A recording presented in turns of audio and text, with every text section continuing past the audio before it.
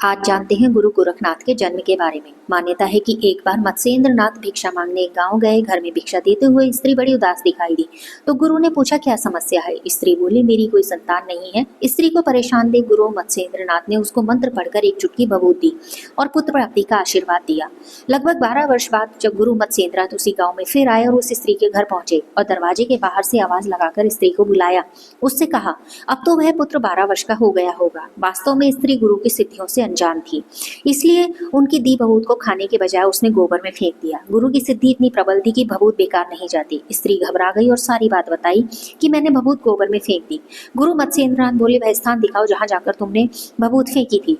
वहां जाकर देखा तो एक गाय गोबर से भरे गड्ढे के ऊपर खड़ी है और अपना दूध गड्ढे में झलका रही है। गुरु ने उस स्थान पर बालक को आवाज लगाई। गुरु की आवाज से एक 12 वर्ष का सुंदर आकर्षक बालक बाहर निकला और हाथ जोड़कर गुरु के सामने खड़ा हो गया।